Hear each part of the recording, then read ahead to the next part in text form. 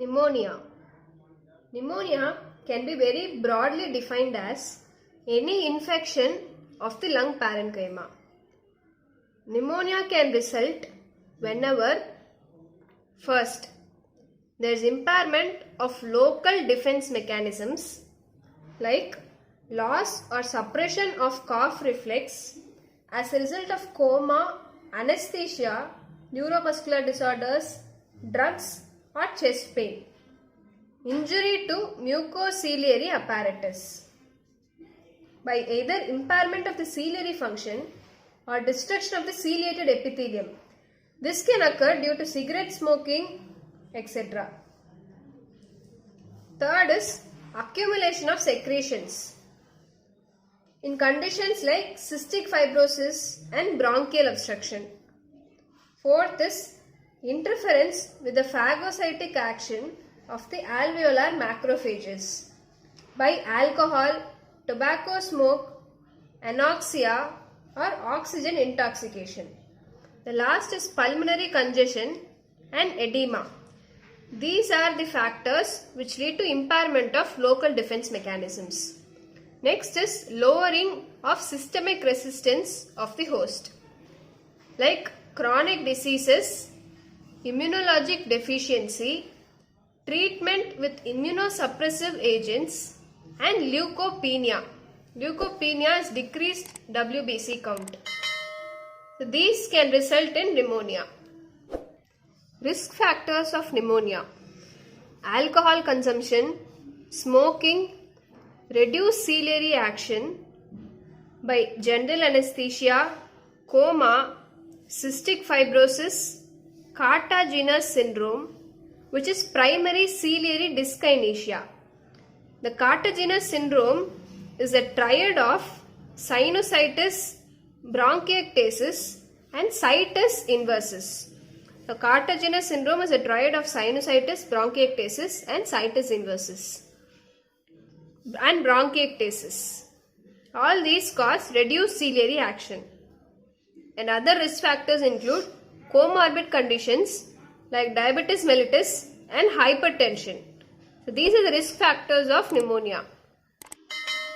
Pneumonia syndromes.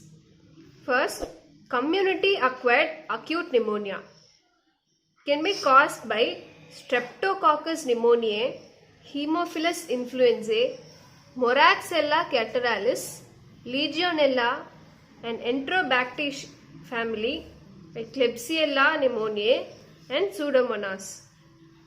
Mycoplasma, chlamydia, and viruses like respiratory syncytial virus, influenza A and B in adults, parainfluenza virus in children, and adenovirus. All these are the causes of community acquired acute pneumonia.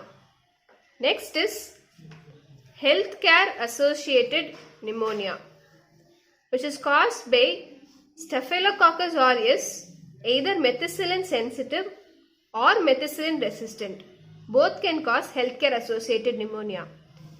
Next is Pseudomonas aeruginosa and Streptococcus pneumoniae. These three bacteria are main causes of healthcare associated pneumonia. Hospital acquired pneumonia. The causes are gram-negative bacilli, Enterobacteriaceae, which includes Klebsiella species, Serratia, Escherichia coli, and Pseudomonas species, and Staphylococcus aureus, usually methicillin resistant Staphylococcus aureus. These are the causes of hospital acquired pneumonia. Next is chronic pneumonia, which can be caused by nocardia, actinomyces, and granulomatous pneumonia can occur due to Mycobacterium tuberculosis, atypical mycobacteria, Histoplasma capsulatum, Coccidioides immitis, and blastomycosis. And lastly, pneumonia in immunocompromised host. This can occur due to infection of cytomegalovirus, Pneumocystis jirovecii, Mycobacterium avium, invasive aspergillosis, and invasive candidiasis. Pneumonia is basically of two types: typical pneumonia and atypical pneumonia. In typical pneumonia, the inflammation is in the alveoli, whereas in atypical pneumonia, inflammation is in the interstitium and alveolar septa. So the sputum production in typical pneumonia is more. This is obvious as the inflammation is in alveoli. And in atypical pneumonia, the sputum production is less. The most common cause of community acquired pneumonia is Streptococcus pneumoniae, and most common cause of atypical pneumonia is Mycoplasma pneumoniae. And the typical pneumonia is further of two types: lobar pneumonia and bronchopulmonary pneumonia. In lobar pneumonia, a part of the lobe or a whole lobe of the lung is affected, whereas in bronchopulmonary pneumonia, there is patchy inflammation of the lung. The inflammation leads to fibrosis and thereby ending in consolidation of the lung. The lobar pneumonia is unilobar, whereas the bronchopneumonia is multilobar and it is more severe. Let's now see the stages of lobar pneumonia. First stage is congestion. Here the lung is heavy, boggy and red. This is characterized microscopically by vascular engorgement, due to which it appears red, and presence of intraalveolar fluid with few neutrophils and numerous bacteria. And the congestion stage occurs in day 1 and day 2. The second stage is red hepatization. This is characterized microscopically by massive confluent exudation and presence of neutrophils, RBCs and fibrin in the alveoli.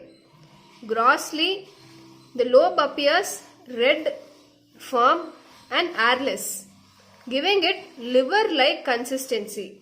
So, this stage is called hepatization, as it has liver-like consistency, and red because it appears red in color due to presence of RBCs. And this is seen in day 3 and day 4. Third stage is grey hepatization. Here there is progressive disintegration of RBCs and there is persistence of fibrosuppurative exudate. As there is exudate, this stage is called grey hepatization and the color of the lung is greyish brown. This occurs in day 5 to day 8 of the disease. The fourth and the last stage of pneumonia is stage of resolution. Here, the exudate in the grey hepatization state is broken down by the enzymes into granular and semi-fluid debris, which are resorbed and digested by the macrophages, and they are expectorated or organized by the growth of fibroblast. So this is the stage of resolution, and this occurs in day 9 and day 10. Resolution is the most common fate of lobar pneumonia. The complications of pneumonia. This occurs rarely because the most common fate of lobar pneumonia is resolution. The first complication is tissue destruction and necrosis, which can lead to abscess formation. The second complication is the spread of infection to the pleural cavity, which can lead to empyema.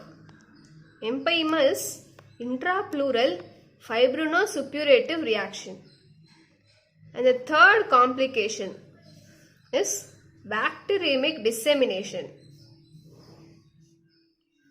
So the dissemination occurs to the heart valves, pericardium, brain, kidney, spleen or joints. So this can cause metastatic abscesses, endocarditis, meningitis or suppurative arthritis. When it affects the endocardium, it causes endocarditis. When it affects brain, it causes meningitis. And joints, it causes suppurative arthritis. So this is about pneumonia.